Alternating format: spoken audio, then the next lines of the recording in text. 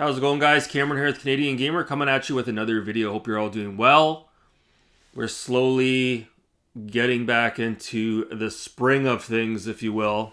It's not quite yet warm out, but the snow is starting to melt, at least up here in Ontario, Canada. So hopefully wherever you are, things are starting to warm up. I know a lot of you guys out there might have seasonal depression. You get a little bit down in the winter.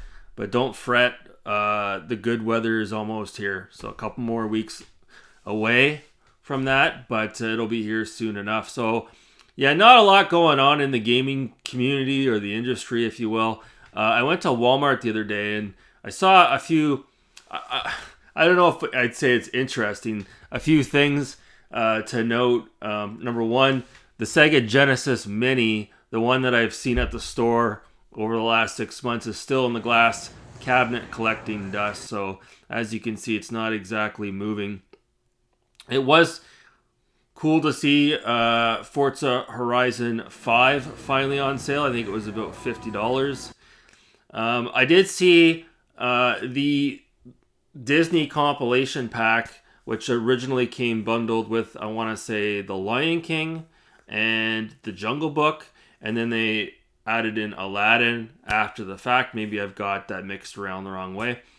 It was funny, Walmart had a bunch of the reissues on the shelf, and right at the front they were trying to get rid of the original version, which only had The Lion King and The Jungle Book. So they were trying to sell it for $29.99, and all the other copies behind it, which had the extra content, were the same price. So to the unsuspecting consumer, you know, the mother or father out there, they wouldn't know any better. They would just pick up the vanilla copies. So, yeah, shady to see shit like that, but oh well, what are you going to do? I imagine the employees that work there don't know any better either, right? They don't handle the pricing. That's all done probably behind the scenes at HQ. So Walmart probably had a huge stack of the older first print runs, and they're just trying to get rid of them, right? They got to get rid of that stuff, that old inventory. So I did see the PSVR 2 at Walmart collecting dust. So as you can see here, for $819 before tax, so after tax, you're talking almost over $900 at that point. So obviously there's no PlayStation 5s at Walmart. I've never seen them there. They're always sold out. But the PSVR 2 is sitting there collecting dust. So I called it. I was spot on with regards to the PSVR 2. It was hot for a New York minute. All the content creators rushed out and purchased it so they could put out viral videos. But the rest of the world quickly moved on. Folks, you can't sell a console when your only two killer apps are a survival horror game from 3 years ago that's meant to be played as a first-person shooter in front of your TV, and the other killer app is a racing sim that only caters to a hardcore audience of gearheads, okay? Any of you content creators out there that aren't car enthusiasts, that are pretending like you're all hot and horny over over Gran Turismo 7, just stop, okay? Just stop. Okay? Tell me what you have in your car as an engine. How many liters? How many cylinders? Okay? Tell me the specifics of your car. Okay, what does it do 0 to 60? Okay, you don't know. You don't know. You guys are all a bunch of frauds out there, okay? You're not gearheads. You're not into Gran Turismo. You're not into Forza. Okay, stop pretending. So like I said, this thing is DOA. I'm not trying to be a negative Nancy. It's dead in the water, okay? It came out. It was hot for 72 hours, and that ship has sailed, okay? You cannot have a device with no software to back it up, okay? This thing will live and die by the software that is provided for it, and there is nothing good on it at all. Nothing, okay? Nothing. It's dead. DOA. Shoe fly. So the last thing I want to talk about today, I went into I hate to call it a thrift store because it's a store that sells kind of like items that may have been repossessed from a business that went under and they sell the items at the store, but they also sell used items as well. And I came across a gaming chair, as you can see here, which bears a lot of similarity to Ken's porn collection. I mean, Ken's games addiction. I mean, Ken's games collection, excuse me. He's got, I think, the exact same chair. So this chair, I think they're asking almost $400 for it. So, do you guys want to know what I use as my gaming chair? Do you want to see? Take a look at this. Yeah, that's my chair. Now, I don't necessarily sit in this chair to game, but as you can see, that's the chair that I'm sitting in to shoot this video. Folks, you don't need a gaming chair. Okay, it's one thing if you have like a rocker chair. Those are okay. But the gaming chairs, like those things are just hideous, man. Those things are ridiculous. Those things, you do not need to pay $400 for a gaming chair, okay, that you sit in front of your laptop and you don't even game with, okay? That's a waste of money. That's not going to enhance your gaming experience whatsoever. You can go out and buy a regular rocking chair or a chair at IKEA for all I care. They all do the same thing. So that's one of the things that grinds my gears the most. Again, if it's like an X rocker chair, one of those ones that sort of sits on the ground, fine. I'm okay with that. But the ones that look like it's something out of Deep Space Nine, okay, and you bought it just to look like, you know, you're part of the in crowd, you guys are insane. You guys are fucked in the head. Seriously. A gaming chair is not going to make you a better gamer. It's not going to give you any more credibility over anyone else. Okay? It's just one of those things. It's like the consumers that have to go out and buy the latest iPhone.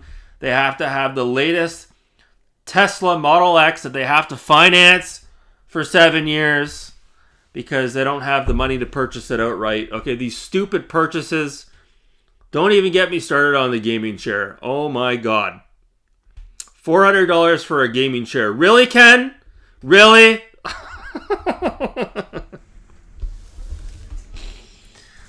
So, yeah, that's it. That's my little rant for today. Yeah, I can't stand those chairs. Again, I don't mind the Rocker X or the X Rocker chairs. I have a couple myself.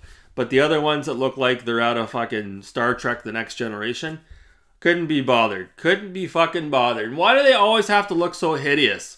They're always the stupidest colors too. Like a fluorescent green or a pink or a red. It's like, oh my fucking god. Why can't it just be black? Oh my god. So, yeah, that's it. There's not much else going on. I saw Digital Foundry covered a new $10 upgrade you can purchase for The Outer Worlds. And it allows you to play the game on your Xbox Series XS or your PS5, and it gives a graphical overhaul. But whoever did this, whoever did the, the upgrade that you can pay $10 for, they did some changes to the art direction and the colors and everything, where it's questionable as to whether or not it's really an enhancement. In some cases, it looks like it's actually a downgrade. And on top of that, the old version of The Outer Worlds you could run on a modern console at 60 FPS, whereas this $10 Spacer's Choice Edition, which gives it a graphical upgrade with ray traced reflections and screen spacing and all the rest of it, it barely hits 50 frames per second on the PS5, and it's a little bit better on the Xbox console. It's like 56, 57 frames a second. So it's like, Jesus Christ. No thanks. I'll just play the original version at 60 FPS. So yeah, The Outer Worlds 2, I'm really excited once that comes out. That'll probably be a day one purchase for me. Again, we got Dead Island 2 coming out on April 21st. Now that looks really good. That looks to be different than the original Dead Island in the sense that this one is a linear experience, which I am completely okay with. The game is full retail, folks. It's $89.99 Canadian for the base game. But believe you me, I will definitely pick that game up once it goes on sale. That looks really good. It takes place in Los Angeles, and There's some gameplay footage online of it where you walk out and you start off, you're like in the Hollywood Hills, and you look out and you can see all of LA, and it looks incredible. I can't wait to play that. So yeah, other than that, there's not much else going on. I put on Far Cry 5. Well, I stuck the disc in my Xbox, and immediately I was hit with a, did you know that there's a 109 gigabyte enhanced upgrade available for your console? I was like, no, I just went through this with Call of Duty Black Ops. I'm not going to go through this again. I'll install it another day. Oh, speaking of Black Ops, somebody reached out to me in the comment section, and they let me know there is like a combo pack you can get, which has Black Ops, the original Black Ops, and Black Ops 2 from the Xbox 360 on one disc, and it comes in a modern case, an Xbox One case. And apparently it's not so common to see that out in the wild. So if I do come across that, I will pick it up. It doesn't have any Xbox One, Xbox Series enhancements, unfortunately, but that's okay. So yeah, I'll definitely be on the lookout for that. I might have to resort to eBay to pick that up. So yeah, so that's it.